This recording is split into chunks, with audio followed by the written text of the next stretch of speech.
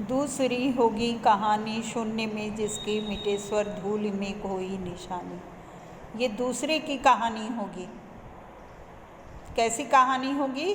शून्य में जिसके स्वर मिट जाते होंगे, अंतरिक्ष में जिसके स्वर मिट जाते होंगे, ये दूसरे किसी अन्य की कहानी होगी, है ना। शून्य मने अंतरिक्ष में, इस गगन में, इस वातावरण में जिसकी गूंज मिट जाती होगी, धूल में खोई निशानी, और धूल में जिसकी निशानी खो जाती होगी। लेकिन मेरे स्वर न कभी मिटेंगे, न मिटे हैं, है ना। मेरे जो कार्य की गूंज है वो लगातार, मतलब मैं ऐसा कर्म करूँगा कि उसके स्वर कभी मिटेंगे नहीं, वो धूल में उसकी निशानी कभी खोएगी नहीं। मेरे जो चरण आगे बढ़े हैं उसकी निशानी, जो मिट्टी में निशानी मेरी होगी, वो कभी मिटने वाली नहीं है। पीछे आने वाले के लिए वह एक आदर्श साबित होगी। आज जिस पर प्रलय विस्मित मैं लगाती चल रही नित मोतियों की हाट और चिंगारियों का एक मेला।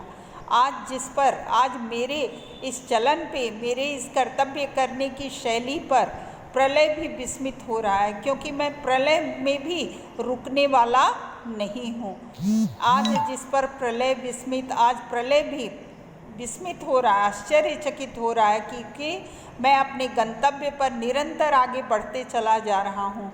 मैं लगाती चल रही नित्य, मैं क्या लगाती चल रही हूँ? नित्य। नित्य मने हमेशा। क्या लगाती चल रही हूँ? मोतियों की हाट, मोतियों का एक बाजार, है ना, लगाती चल रही हूँ, क्योंकि मेरे नेत्रों से आंसुओं की लड़ी टूटती ही नहीं, वो बहती चली जा रही है, और मैं ईश्वर से प्राप्ति के आनंद के आंसुओं की एक हाट लगाती जा रही हूँ।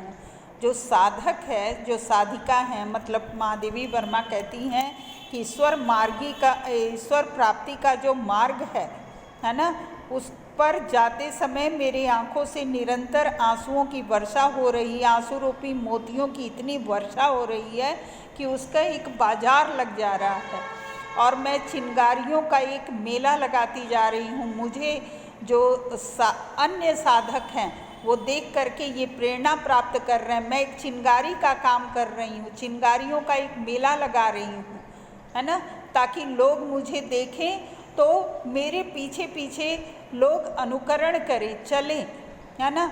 अब मोतियों की हाट में लगाती जा रही हूँ, एक बाजार लगाती जा रही हूँ। ईश्वर से, ईश्वर को प्राप्त करने के मार्ग पर मेरे आँखों से जो निरंतर आंसुओं की वर्षा हो रही है, वो एक चिंगारी का काम कर रही है ना। वो चिंगारियों का मैं एक मेला लगा रही हूँ। मेले में जैसे बहुत से लोग आते हैं, वैसे ही मुझे देख करके लोग प्रेरित हो रहे हैं, ठीक है।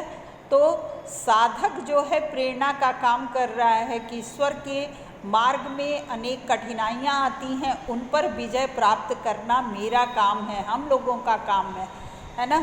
हम इन कठिनाइयों को पार करके, भले ही आँखों से मोती रूपी आंसू गिरता रहे, लेकिन हमें विचलित नहीं होना है ना। चिंगारियों का एक मेला मैं लगाती जा रही हूँ, जिससे अन्य जो आध्यात्मिक विचार वाले हैं वो प्रेरणा ले रहे हैं। हास का मधुदूत भेजो, रोष की भ्रुभंगिमा पतझार को चाहे सहेजो। कवियत्री कहती हैं कि हे प्रभु, हे ईश्वर, तुम हास का मधुदूत भेजो। हास मने चाहे हमारे जीवन में हंसी, खुशी, प्रसन्नता, आह्लाद भेजो, है ना। मधुदूत, मधुदूत मने बसंत का दूत क्या है? कोयल, है ना। तो वो चाहे उस तरह की हंसी खुशी भेजो। बसंत में जैसे कोयल कूकती हैं तो हम भी कूकते रहें, है ना। माने प्रसन्नता भेजो, चाहे हम पर क्रोध करो, रोष की भ्रुभंगिमा पतझड़ को चाहे पतझड़ को सहेज करके रखो। चाहे, कहने का मतलब यह है कि साधक कहता है कि मेरे साधना वाले जीवन में चाहे हे प्रभु, हे ईश्वर, तुम्हें हंसी भेजो या रोष भेजो, मुझ पर प्रसन्न हो या क्रोधित हो, है ना।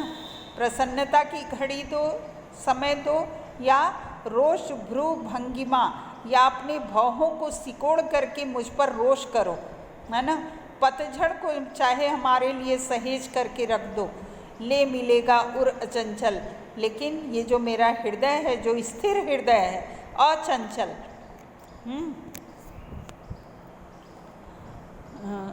हास का मधुदूत भेजो, चाहे हंसी का बसंत दूत, कोयल की तरह कूकने वाला जो मधुर संदेश देती है, उस तरह की हंसी खुशी का वातावरण दे दो, है ना। चाहे रोष की भ्रूभंगिमा पतझड़ को चाहे सहेजो, चाहे क्रोध करो, अपने भौहों को सिकोड़ करके चाहे मुझ पर क्रोध करो या पतझड़ को भेज दो, है ना। पतझड़ जिसमें बगीचे की सारी पत्तियां गिर जाती हैं, बड़ा वीरान सा लगता है ना उद्यान। तो उसी तरह चाहे तुम बसंत भेजो या पतझड़ भेजो, मैं दोनों ही परिस्थितियों में खुश रहने वाली हूँ। ले मिलेगा उर अचंचल, इन दोनों परिस्थितियों में जो मेरा स्थिर हृदय है वह तुमसे मिल जाएगा, तुमसे मिलेगा। हे ईश्वर, तुमको प्राप्त करके रहेगा, क्योंकि मैंने ये ठान लिया है। ले मिलेगा उर अचंचल वेदना जल, और मेरे जो वेदना रूपी जल है, जो मेरे नेत्रों से बहने वाला जल है, और स्वप्न सतदल, शत मने सैकड़ों, है ना, सैकड़ों स्वप्न जो मैं तुम्हें पाने के लिए देखती हूँ, है ना, और तुम्हें पाने के लिए मेरे आँखों से जो जल की वर्षा होती है, वेदना रूपी जल बहता रहता है। जान लो यह मिलन एकाकी, हे प्रभु, हे ईश्वर, तुम जान लो कि यह मिलन एकाकी है।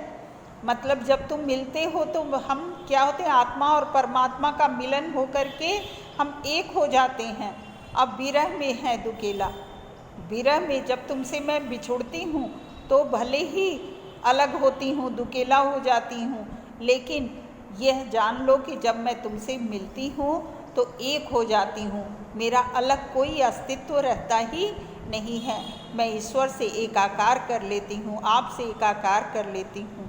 जब मेरा हृदय स्थिर होकर के तुमसे मिलता है तो वेदना रूपी जल से मैं तुम्हारा आह्वान करती हूँ और सैकड़ों स्वप्न देखती हूँ कि किस तरह तुम्हें मैं प्राप्त करूँ। जान लो यह मिलन एकाकी है ना। यह मिलन क्या है, जब मैं तुमसे मिलती हूँ तो एकाकी हो जाती हूँ, एक हो जाती हूँ, आत्मा और परमात्मा का मिलन हो जाता है।